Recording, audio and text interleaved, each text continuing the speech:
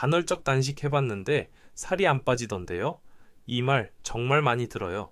16시간 굶고 8시간 안에만 먹었는데 체중계 숫자가 꿈쩍도 안 한다는 거예요. 근데요, 오늘 제가 그 이유를 정확하게 말씀드릴게요. 간헐적 단식이 효과 없는 게 아닙니다. 방법이 틀렸던 거예요. 대부분의 사람들이 간헐적 단식을 그냥 굶는 것으로 이해하고 있어요. 그래서 효과를 절반도 못 봅니다. 간헐적 단식은 단순히 칼로리를 줄이는 도구가 아닙니다. 몸 안에서 일어나는 세 가지 생물학적 변화를 유도하는 방법이에요. 오늘 영상에서는 여러분이 지금까지 간헐적 단식 효과를 못 봤던 과학적인 이유와 방법을 말씀드리겠습니다.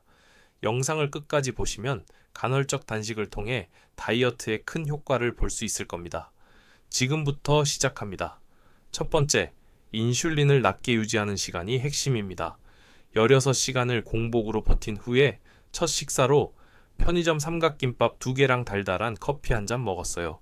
그리고 저녁엔 치킨 흡입합니다. 16시간 아무것도 안 먹었는데 나는 왜 안 빠지지? 이런 생각 드시나요? 바로 인슐린의 작동 방법을 모르셔서 이런 실수를 하는 거예요. 그럼 인슐린에 대해서 한번 알아볼게요. 이렇게 생각해 보세요. 냉장고에 먹을 게 가득 차 있는데 굳이 밖에 나가서 뭔가를 사올 필요가 없잖아요. 냉장고가 텅 비어야 마트에 가게 되죠. 우리 몸도 똑같아요. 음식에서 들어온 혈당이 냉장고에 가득 쌓여 있는 동안에는 굳이 지방을 꺼내 쓸 이유가 없어요. 냉장고가 비어야, 즉 인슐린이 충분히 낮아져야 비로소 지방을 꺼냈습니다. 그런데 많은 분들이 16시간을 굶고 나서 먹는 8시간 동안 혈당을 급격하게 올렸다 내렸다를 반복해요. 냉장고를 비우자마자 또 가득 채우는 거예요. 몸은 지방에 손댈 틈이 없습니다. 간헐적 단식이 효과 있는 이유는 단순히 굶어서가 아닙니다. 인슐린이 낮게 유지되는 시간을 충분히 만들어줄 때 그때 비로소 몸이 지방을 꺼내 쓰기 시작합니다. 그렇다면 먹는 시간 안에서 인슐린을 안정적으로 유지하려면 어떻게 해야 할까요? 16시간을 버텼으니 뭔가 든든한 것을 바로 먹고 싶은 마음 충분히 이해해요. 그런데 이때 빵이나 밥, 면으로 시작하면 비어있던 위장에 혈당이 급격하게 치솟습니다. 카드를 한 번에 왕창 긁는 거예요. 대신 달걀, 두부, 닭가슴살처럼 단백질로 먼저 시작하면 혈당이 완만하게 올라갑니다. 같은 양을 먹어도 인슐린이 훨씬 천천히, 적게 나와요. 이전 영상에서 알려드린 방법인데요.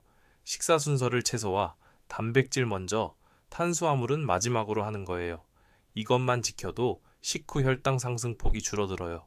거창한 식단 변화 없이도 인슐린 부담을 줄일 수 있는 가장 쉬운 방법입니다. 그리고 굶는 시간 중에 블랙커피에 대해 걱정하시는 분들 많으시죠.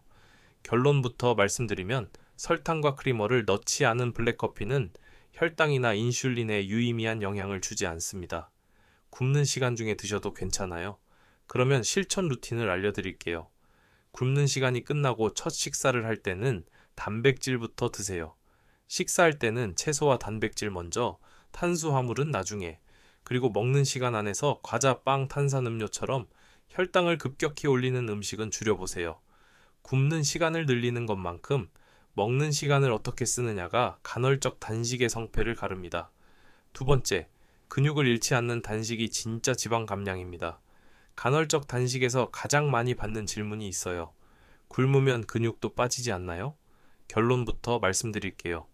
단백질 섭취만 충분히 유지한다면 간헐적 단식이 근육 손실을 유발하지는 않습니다.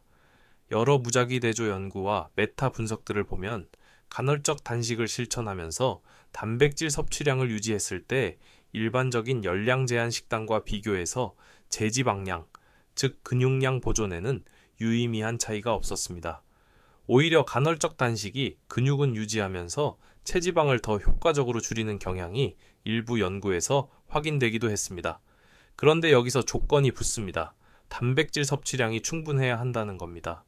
단식으로 식사 시간이 압축되면 한꺼번에 많은 양을 먹기 힘들어 하루 총 단백질 섭취량이 부족해지기 쉽습니다. 하지만 근육을 지키려면 단백질 총량이 핵심입니다. 최신 메타 분석 연구들에 따르면 근육량을 보존하며 체지방을 줄이기 위해서는 체중 1kg당 최소 1.6g 이상의 단백질 섭취가 권장됩니다.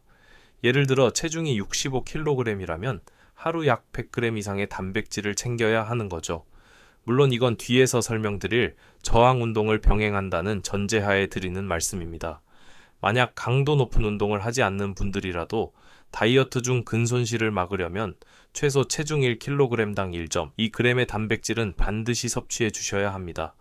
식사 시간이 짧아지더라도 끼니마다 단백질 위주로 알차게 구성하는 것이 살 빠지는 체질을 만드는 핵심 전략입니다. 그런데 단식 중에 이걸 8시간 안에 모두 채우려면 어떻게 해야 할까요? 여기서 단식 중 단백질 전략이 중요해집니다. 먹는 시간 안에 식사를 두세 번으로 나누고 매 식사마다 단백질 식품을 반드시 포함시키는 거예요. 달걀, 두부, 닭가슴살, 생선, 그리스 요거트 이런 음식들을 매 식사에 넣어주세요.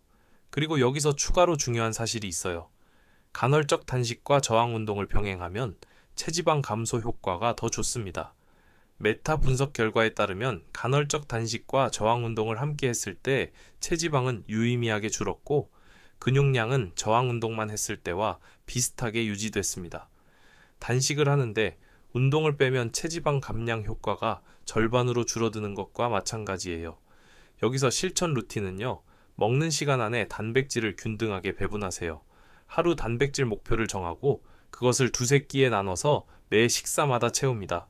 여기에 스쿼트, 런지, 팔굽혀펴기 같은 저항 운동을 주 2에서 3회에 더하면 단식의 효과가 배가 됩니다. 세 번째, 언제 먹느냐가 얼마나 먹느냐만큼 중요합니다. 이 개념이 가장 덜 알려진 부분입니다. 우리 몸에는 24시간 생체 시계가 있어요. 이 생체 시계는 수면뿐 아니라 대사 기능 전반을 조절합니다. 인슐린 반응, 혈당 조절, 지방 대사까지요. 그런데 중요한 사실이 있어요. 같은 음식을 먹어도 낮에 먹을 때와 밤에 먹을 때 우리 몸이 다르게 반응합니다. 하버드 의대와 스페인 연구팀이 함께 진행한 연구를 보면요. 멜라토닌이 높아지는 취침 가까운 시간에 음식을 먹으면 인슐린 분비가 억제되고 혈당 조절 능력이 떨어진다는 게 확인됐습니다. 실험 결과 늦은 저녁 식사 조건에서 혈당 곡선이 약 8% 높게 올라갔습니다. 멜라토닌이 인슐린 분비를 억제하기 때문이에요. 멜라토닌은 수면 호르몬으로 알려져 있죠. 그런데 이 멜라토닌이 췌장의 베타세포에 있는 수용체에 결합하면 인슐린 분비를 줄입니다. 밤에 혈당이 올라가도 인슐린이 덜 나온다는 뜻이에요.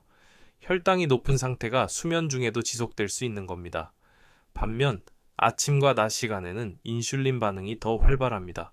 생체 시계가 낮 동안 대사를 활성화하도록 세팅되어 있기 때문이에요. 같은 탄수화물을 먹더라도 아침에 먹을 때 몸이 더 효율적으로 처리합니다. 이게 간헐적 단식에서 어떤 의미를 가질까요? 많은 분들이 간헐적 단식을 할 때 오후 1시에 첫 식사를 하고 저녁 9시에 마지막 식사를 합니다. 이 패턴은 식사 시간을 낮보다 저녁에 집중시키는 구조예요. 생체 시계와 어긋나는 방향이라는 거예요. 연구들이 제안하는 더 효과적인 방향은 이겁니다. 식사창을 가능한 하루의 앞쪽으로 배치하는 거예요. 예를 들어 오전 8시에서 오후 4시 혹은 오전 9시에서 오후 5시로 하는 거예요. 이 방법을 이른 시간 제한 식사라고 합니다. 물론 직장 생활이나 사회 활동 때문에 이 패턴을 완전히 따르기 어려운 분들도 많아요. 그럴 때는 적어도 취침 2시간에서 3시간 전에는 식사를 마치는 것만으로도 의미가 있습니다. 실천 루틴을 알려드립니다. 가능하면 식사창을 오전에서 이른 저녁으로 배치하세요. 어렵다면 최소한 자기 직전에 먹는 습관만이라도 없애보세요. 늦은 밤 탄수화물은 낮에 먹는 같은 양보다 혈당 스파이크를 더 크게 만듭니다. 여기서 과학적 참견 시점. 참견 첫 번째, 단식 시간이 길수록 좋은 게 아닙니다. 그럼 20시간, 23시간 단식하면 더 좋겠네요? 이렇게 생각하실 수 있어요. 단식 시간이 지나치게 길어지면 코르티솔 수치가 과도하게 올라가고 근육 분해 위험도 커집니다.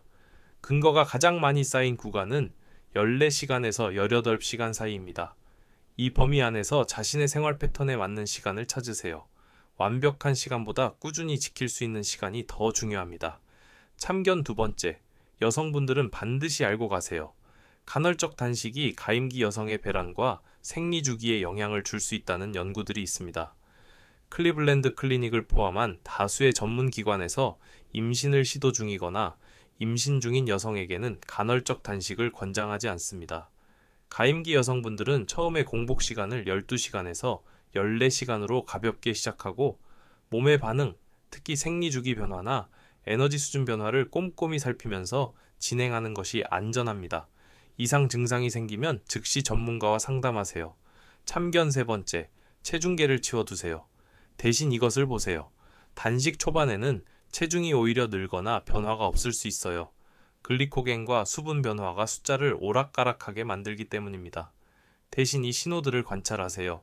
식후 졸음이 줄었는지, 오후에 찾아오던 극심한 피로감이 줄었는지, 야식 욕구가 줄었는지, 아침 공복감이 예전보다 덜 급격한지, 이것들이 인슐린 감수성이 회복되고 대사가 안정되어 가고 있다는 진짜 신호입니다. 여러분, 과학은 기적을 약속하지 않아요. 하지만 방향을 알려줍니다. 위 세 가지 방법을 꾸준히 실천하는 것, 그게 간헐적 단식으로 체지방을 빼는 진짜 방법입니다.